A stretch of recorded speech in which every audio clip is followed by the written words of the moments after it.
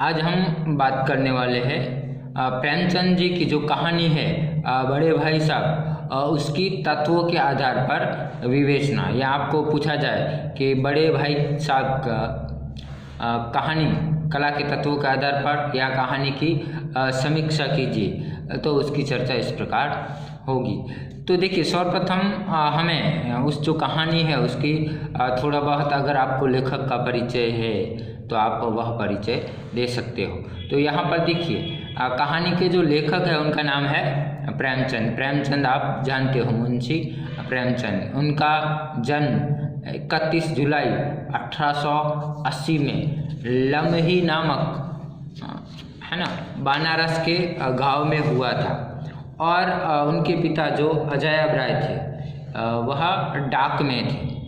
और प्रेमचंद जी को हिंदी साहित्य का उपन्यास का सबसे महान उपन्यासकार माने जाते हैं और इनको महान कहानीकार भी माने जाते हैं। जब उपन्यास का उद्भव और कहानी का उद्भव और विकास की चर्चा आती है तो प्रेमचंद जी को केंद्र में रखकर उसकी चर्चा होती है कि पूर्व प्रेमचंद युगीन, प्रेमचंद युगीन और प्रेमचंदोत्तर युगीन। तो इस प्रकार उनको उपन्यास सम्राट और कहानी सम्राट कहा जाता है।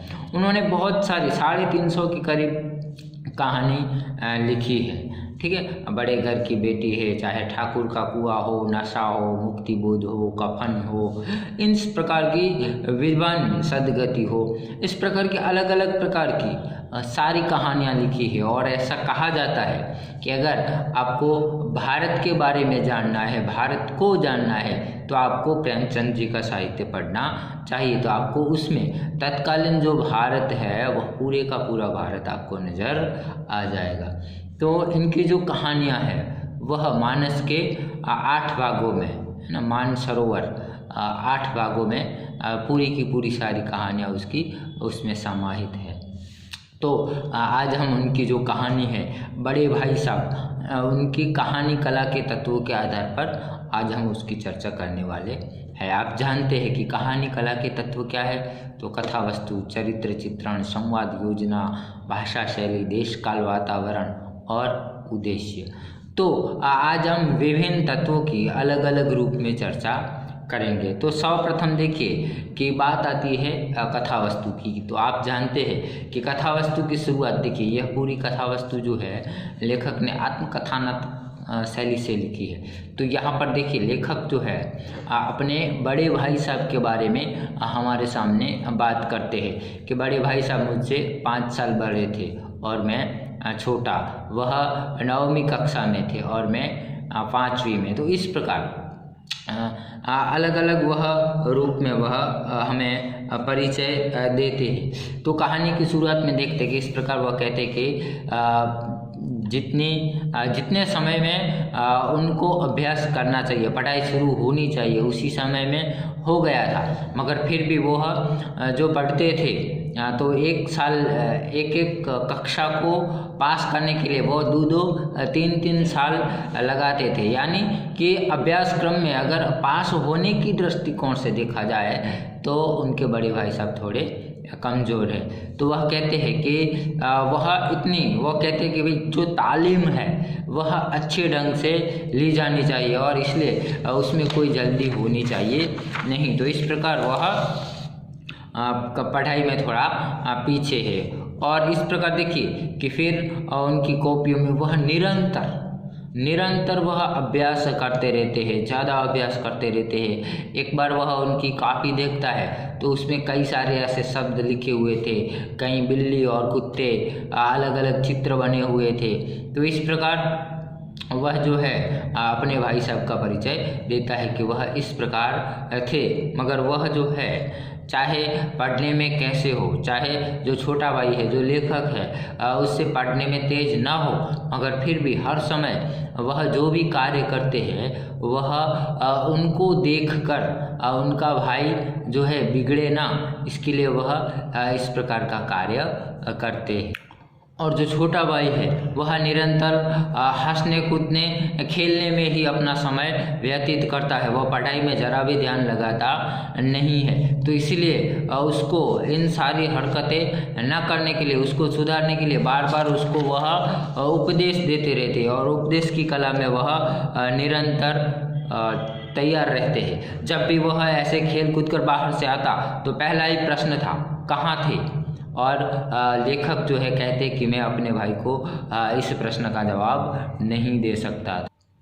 फिर उसको समझाते थे, अगर इस तरह पढ़ोगे तो अंग्रेजी क्या पढ़ पाओगे कि तुम आगे बढ़ पाओगे नहीं। तो इस प्रकार फिर उसको वह उपदेश देते कि कितना कठिन है, मुझे भी एक कक्षा में 3-3 2-2 साल लग जाते हैं और तुम तो खेलते कूदते हो, मैं निरंतर अभ्यास करता हूँ मगर फिर भी इतना समय लग जाता है, अगर तुम ऐसे करोगे तो तुम पढ़ सकोगे नहीं। और इस प्रकार दादा की जो गाढ़ी कमाई है उसको बर्बाद मत करो। तो इनकी यह डांट सुनकर छोटे भाई को पश्चाताप होता है और मन ही मन वह निश्चय कर लेता है कि नहीं, अब मैं बड़े भाई को डांटने का एक भी मौका नहीं दूंगा। और वह टाइम टेबल बना लेता है कि भाई मैं सुबह उठकर ये करूँगा, 7 बजे ये करूँगा, 8 बजे ये करूँगा, 9 बजे ये करूँगा, और इस प्रकार वह टाइम टेबल बना लेता है मगर कभी भी उस टाइम टेबल पर वह कार्य करता नहीं। कि टाइम टेबल बनाना एक बात है और उस पर चलना एक बात है। मगर फिर भी देखिए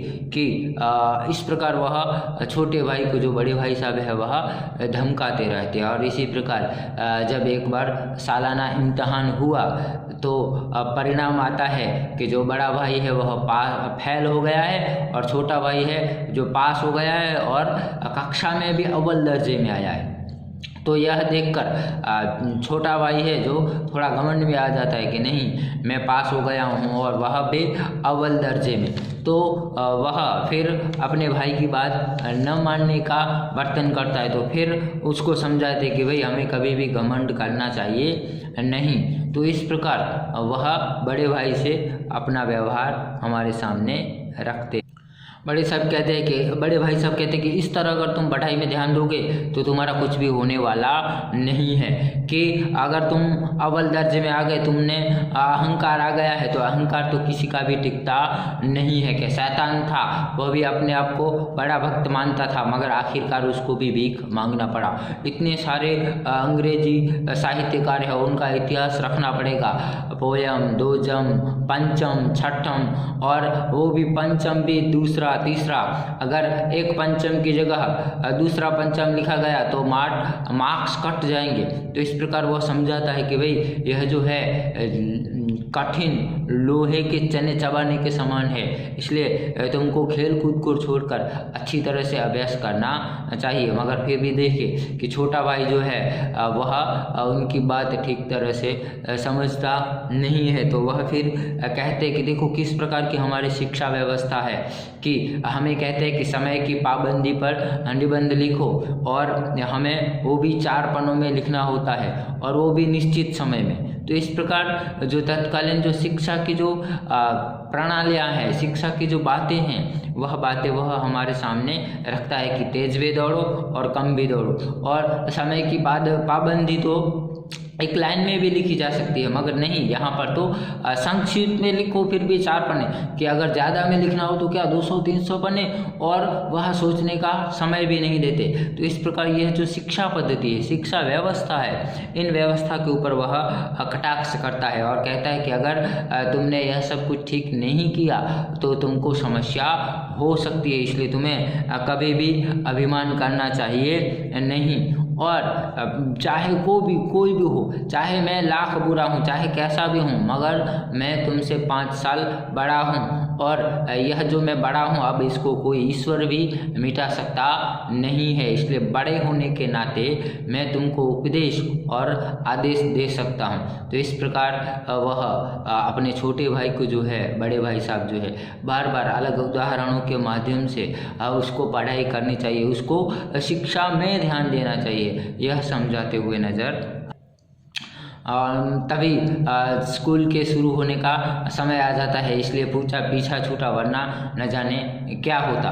फिर इसी प्रकार देखिए दूसरी बार फिर एक सालाना इम्तिहान होता है। फिर वही परिस्थिति होती है कि छोटा भाई जो है अव्वल दर्जे में आता है, पास हो जाता है, और बड़ा भाई है जो वापस फेल हो जाता है। तो यहाँ पर भी देखिए फिर छोटा भाई जो है वह सोचता है कि अगर मैं अब भी पास हो गया तो मैं भाई के दर्जे में आ जाऊंगा। तो इस प्रकार उसको शैतानी आती है, मगर उसको दुख भी होता है कि उसका जो बड़ा भाई है वह फेल हो गया है। तो इसी प्रकार देखिए कि अब उसको लगता है कि अब बड़े भाई को उसको कुछ भी कहने का अधिकार नहीं है, वह घमंड में आ जाता है। फिर से वह बड़े भाई की बात न मानकर वह खेलने कूदने में लग जाता है, कन कौवे उड़ाने में लग जाता है। तभी देखिए भाई साहब, जो बड़े भाई साहब है वह समझाते हैं कि भाई ऐसे करोगे तो कुछ भी तुम्हारा होने वाला नहीं है। फिर देखिए वह कहता है कि जो पहले जो 8वें दर्जे में पास होते थे वह भी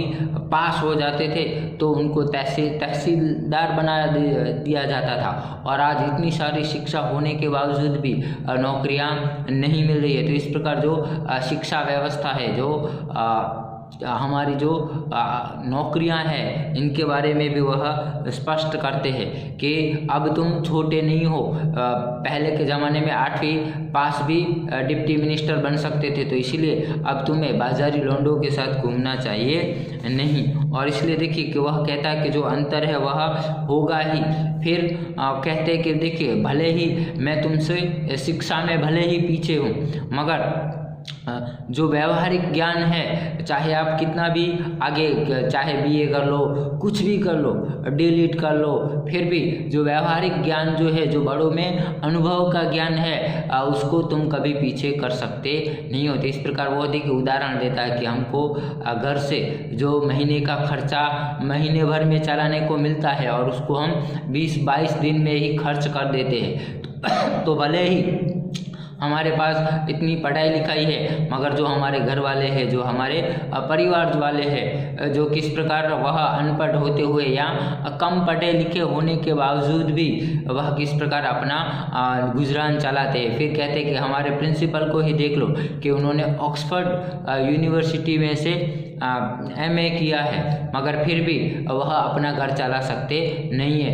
उनकी इतनी तनख्वाह होने के बावजूद भी उनके ऊपर हमेशा कर्ज रहता था, मगर जैसे ही उनके माताजी ने पूरे घर की जिम्मेदारी उठाई है तब से पैसे बच रहे। तो इसलिए अनुभव जरूरी है। आप कितना होशियार हो, कितने दर्जे में पास होते हो, कितने नंबर से पास होते हो, इनसे कोई भी लेना देना होता नहीं है। इसलिए अनुभव ही सर्वश्रेष्ठ शिक्षक है, यह बात करता है। और फिर कहता है कि तुम अभिमान करोगे तो अभिमान तो किसी का भी टिका नहीं है, अभिमान तो राजा रावण का भी नहीं टिका है। तो इसीलिए तुम्हें जिंदगी में कभी भी अभिमान करना चाहिए नहीं। और फिर इस प्रकार देखिए कि वह समझाते कि अगर मैं अभी बीमार हो जाऊं तो तुम क्या करोगे, तुम रोने लगोगे, मगर तुम्हारी जगह अगर दादाजी या अम्मा होंगे तो पहले तुम्हें क्या हुआ है वह जांचेंगे, फिर घर में जो कुछ है उससे इलाज करेंगे। अगर वह इलाज नहीं होगा तो वो फिर डॉक्टर के पास जाएंगे, मगर तुम क्या करोगे, तुम रोने लगोगे। तो यानी यही जो है जीवन का जो अनुभव है वही सर्वश्रेष्ठ है। इसीलिए तुम्हें कभी भी अभिमान करना चाहिए नहीं। मगर फिर भी धीरे धीरे जो छोटा भाई है वह उनकी बात नहीं मानता, तो फिर बार से बार उनको वह फिर एक बार जब वह कनकौआ जो टूटी हुई कनकौए को पकड़ने के लिए जाता है तो फिर उनको रास्ते में मुलाकात हो जाती है। फिर बड़े भाई साहब जो है उसको धमकाता है कि तुम्हें अकल कब आएगी, अब तुम छोटे नहीं हो। और फिर वह कहता है कि देखो मुझे भी यह सारी इच्छाएं होती है, मुझे भी मैच देखना, हॉकी देखना, ये करना पड़ता है, मगर अगर मैं भी इस प्रकार करूँगा तो फिर तुमको कैसे समझाऊंगा, तो इसलिए यह मेरा दायित्व है। तो फिर देखिए छोटा भाई रोने लगता है कि नहीं, आपको मुझे कहने का अधिकार है। और तभी एक पतंग टूट कर आती है तो बड़ा भाई जो है उसको पकड़कर हॉस्टल की तरफ दौड़ने लगता है और बड़ा भाई भी उसकी तरह पीछे दौड़ने लगता है। तो इस प्रकार यह जो पूरी कहानी की कथा वस्तु है दो भाइयों को केंद्र में रखकर हमारे सामने आती है। उसके बाद कहानी का अगर हम दूसरा तत्व देखें तो वह दूसरा तत्व होता है चरित्र चित्रण, पात्रालेखन। तो यहाँ पर देखिए हम देख सकते हैं कि जो दो ही पात्रों के इर्द गिर्द पूरी की पूरी कथा वस्तु लेखक ने हमारे सामने रखी है। और इन दो पात्रों के माध्यम से देखिए बड़ा भाई जो है वह मुख्य पात्र के रूप में और छोटा भाई जो है वह गौण पात्र के रूप में आता है। और बड़े जो दादा है या दादाजी है या अम्मा है या प्रोफेसर सर है, तो यह जो है वह अति गौण पात्र के रूप में आते हैं। और यह जो पूरे का पूरा जो कहानी है वह आत्मकथानात्मक शैली में रखी गई है। तो यहाँ पर देखिए कि जो दोनों के चरित्र है दोनों के, तो यानी कि जैसे कहा जाता है कि बिना आज्ञा प्रवेश निषेध, तो लेखक ने यहाँ भी एक भी पात्र ऐसा नहीं है कि वह ज़्यादा या कम लगे। और इसलिए देखिए यहाँ पर उनको वह हम जानते हैं कि उनको किसी पात्र का नाम भी देने की ज़रूरत नहीं पड़ी कि बड़ा भाई साहब, छोटा भाई साहब, पिताजी, अम्मा, इस प्रकार प्रोफेसर।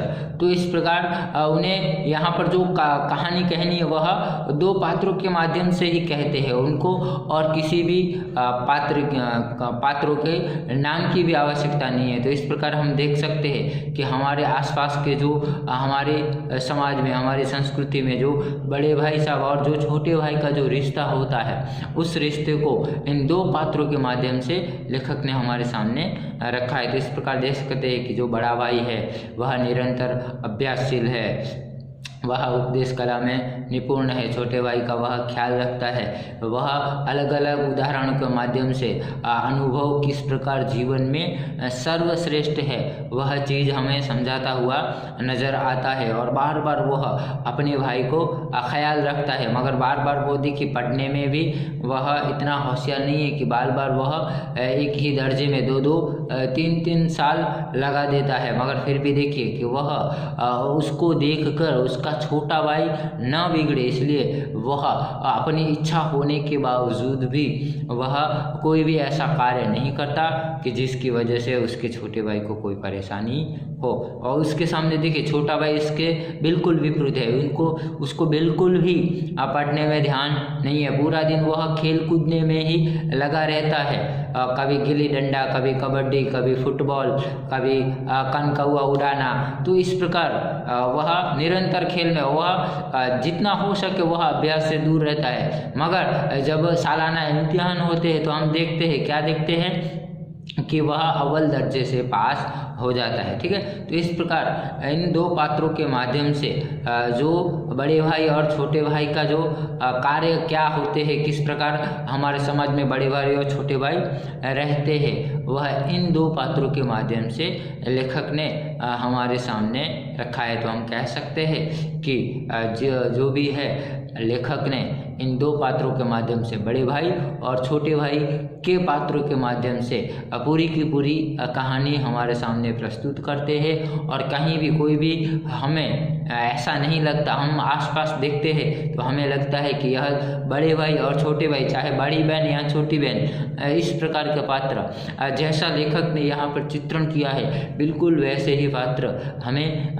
इर्द गिर्द देखने को मिलते हैं। तो यानी वह जो पात्र है वो हमारे समाज के वास्तविक पात्र है। कोई से कहाँ भी आपको कहीं भी कोई भी बात देखिए काल्पनिक लगेगी नहीं। तो यहाँ पर देखिए वह जो पात्रालेखन करते हुआ कितना सटीक और आसपास को उन्होंने किस प्रकार सब कुछ ध्यान देकर उनका अनुभव करके वह हमारे सामने लगते हैं कि सारी की सारी बातें हमें स्वाभाविक लगती है। हमें लगता है कि यह कहानी किसी और की नहीं, हमारे खुद की, हमारे परिवार की या हमारे आसपास के वातावरण की है। तो इस प्रकार इन दो पात्रों के माध्यम से वास्तविक पात्र जो होते हैं समाज में, उनका वास्तविकरण हमारे सामने हो रहा है, ऐसा हमें महसूस होता है। तो इस प्रकार दोनों विरोधाभासी होते हुए भी दोनों भाइयों के बीच प्रेम किस प्रकार का होता है वह भी लेखक ने हमारे सामने रखा है।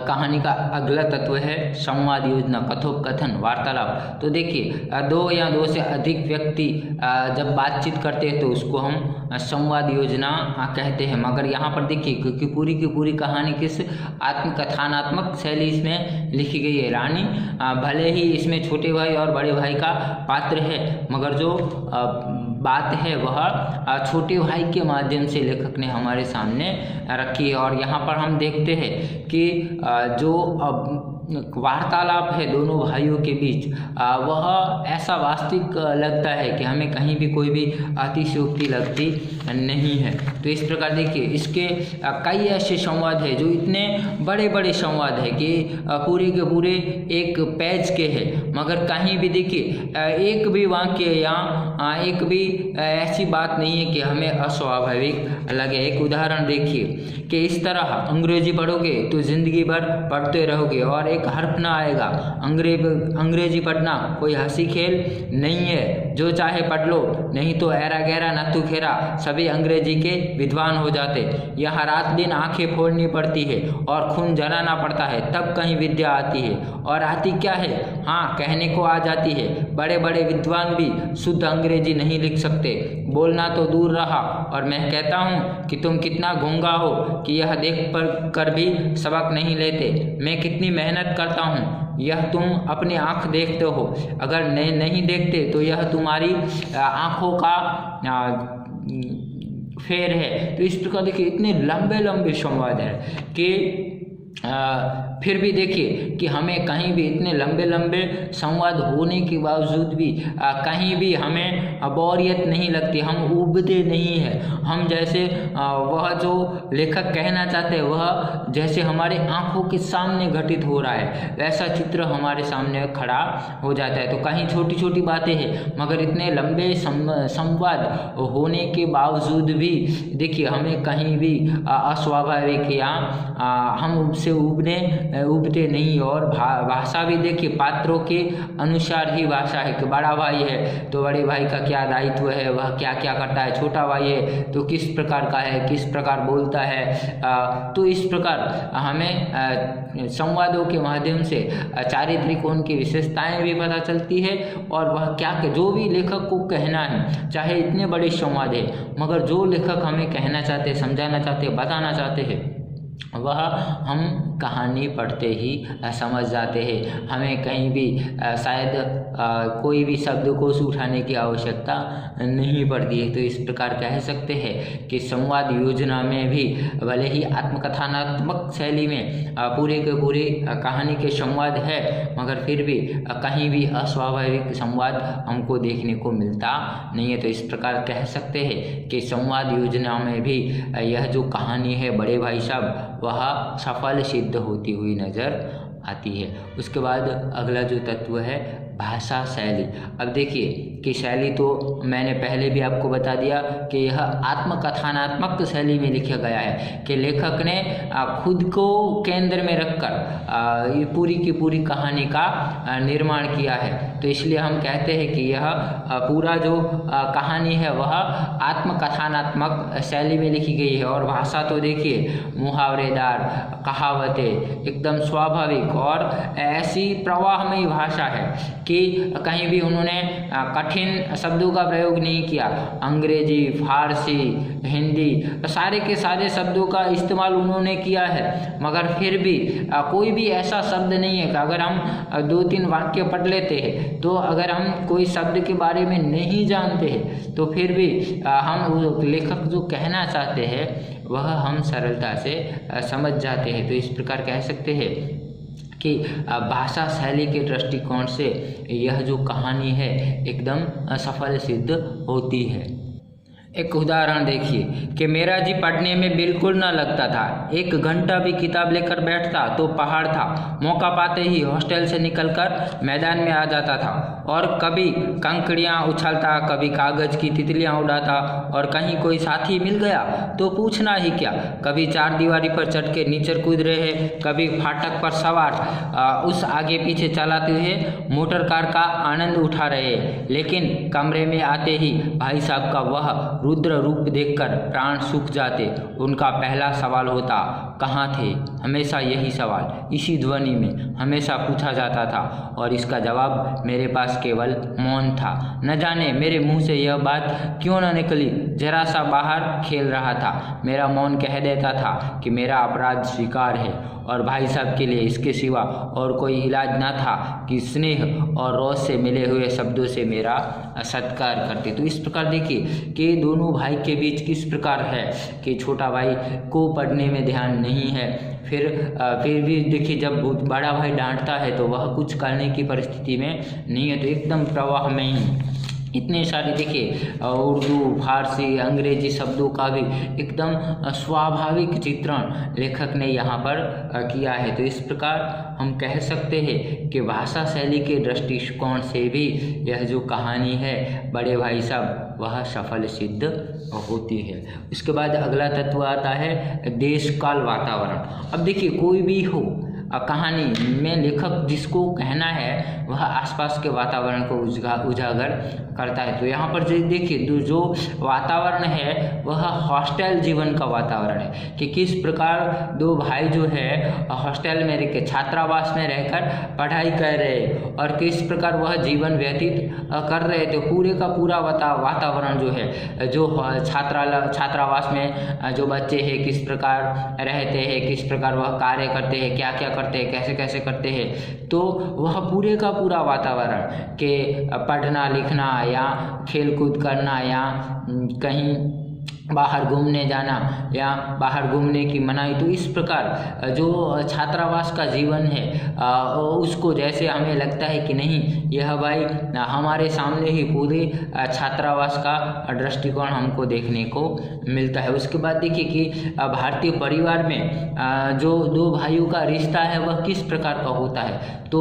इन दोनों भाइयों के चरित्र से वह पूरे का पूरा वातावरण जो भारतीय समाज में भारतीय परिवार में जो बड़े भाई और छोटे भाई के बीच का जो वर्ताव होता है वह वातावरण हमारे सामने आता है। उसके साथ साथ देखिए लेखक ने बड़े भाई और छोटे भाई के साथ में जो हमारी शिक्षा व्यवस्था है उसका वातावरण भी हमारे सामने रखा है कि हमारी शिक्षा व्यवस्था क्या क्या है, उसमें कौन कौन सी कमियां हैं, कौन कौन सी कमजोरियां हैं। तो इन कमजोरियों को भी और किस प्रकार हमारे भारतीय समाज में सपरिवार रहते हैं तो किस प्रकार वह अपना गुजरान कराते हैं, कौन कौन सी जिम्मेदारियां उठाते हैं, किस प्रकार जीवन व्यतीत करते हैं, यह पूरे का पूरा वातावरण। देखिए दो भाइयों की कथा चली है प्रत्यक्ष में, मगर परोक्ष में दो पूरे समाज में जो दो भाइयों का बर्ताव है, जो हमारी शिक्षा व्यवस्था है, जो पारिवारिक संभावनाएं होती है, पारिवारिक कार्य होते हैं किस प्रकार के होते हैं,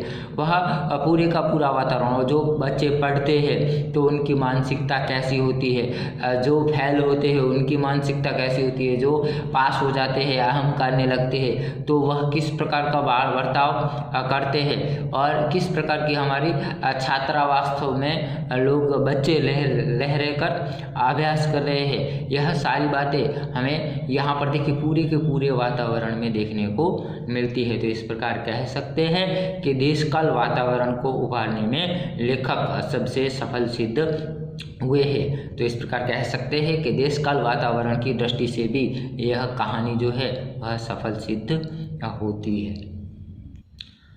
और आखिरी तत्व होता है उद्देश्य। तो देखिए इस कहानी में लेखक ने बड़े भाई और छोटे भाई दो पात्रों के माध्यम से कई सारे उद्देश्य जो है हमारे सामने रखे हैं कि किस प्रकार छोटे भाई और बड़े भाई के बीच रिश्ता होता है, फिर किस प्रकार अगर वह अपना जो है छोटे को कहने का अधिकार जो है, अधिकार भावना जो हमारे भारतीय समाज में है, उस भावना को लेखक ने इन पात्रों के माध्यम से समझाने का प्रयत्न किया है। फिर कई लोग जो है वह पढ़ने में भले ही कमज़ोर हो, है ना, हम देखते हैं पूरी कहानी में कि बड़ा भाई जो है वह शिक्षा में बार बार फेल हो रहा है, पढ़ाई में बार बार फेल हो रहा है, मगर जब उपदेश देता है तो देखिए कितना बड़े उपदेश, कितने सारे उदाहरण कि हमको ऐसा लग रहा है कि अगर इस व्यक्ति को इतना सारा ज्ञान है तो वह फेल होना चाहिए नहीं। तो यहाँ पर देखिए कि जो